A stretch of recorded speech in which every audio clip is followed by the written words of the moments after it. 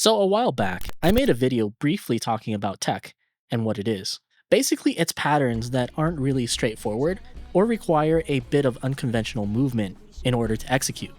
Majority of the time, the tech is determined by the chart maker, intentionally written into the chart. But what happens if you decided to go against how they intended for you to play? Friends, today we are going to be talking about cheating. Now, before we get too deep in the video, I'd like to quickly introduce myself. Hi, my name is Jeff, or you can call me La Loser. I love rhythm games, and I love making these videos to help newer players deepen their interests with rhythm games as well. So if you have an idea or topic that you or someone you know is struggling with, please feel free to drop it in a comment down below, and I'll try my best at explaining it in a future video. Anyways, let's get back to the main topic. Now, I have to clarify right off the bat, the cheating we're going to be talking about in this video is not the cheating you're probably familiar of in other games. This is not going to be about hacking or item duplication or anything of the sort. I'm strictly talking about note patterns and a bit of the game mechanics. One thing I want you to be aware of though is that cheating is not bad. What a weird sentence to say in the gaming sense. But at least for rhythm games, there's times where it's acceptable to cheat certain patterns. So let's break down what is cheating. Earlier I talked about how tech is usually written by the chart maker to force you to move or position your fingers in a certain way. The simplest example I can think of are crosshands or crossovers if you're coming from dance games like myself. Unfortunately, PJSK doesn't have a ton of them in the lower levels, and you won't see very accessible charts featuring these until they introduce append charts. But the example here is Becoming Potatoes Append. It's, in my opinion, a super easy entry-level chart for learning crosshands. Basically, while holding a hold note with one hand, the chart wants you to take your other hand and reach over to the other side and hit the note.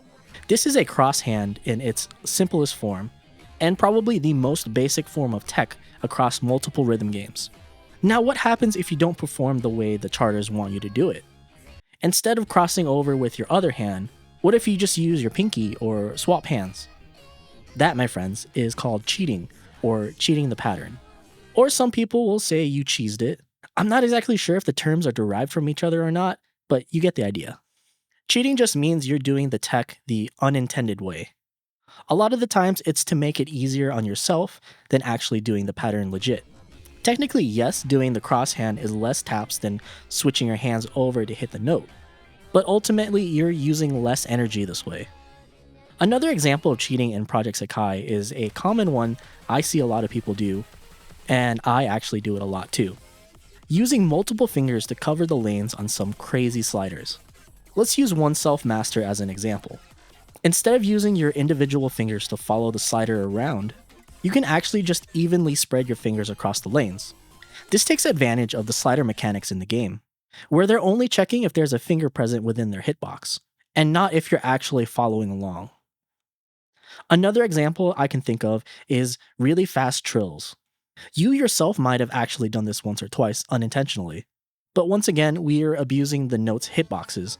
Since the notes are so close together, we can treat these trills as jumps or chords, hitting them both at the same time. In this example, the notes are close enough that their hitboxes overlap.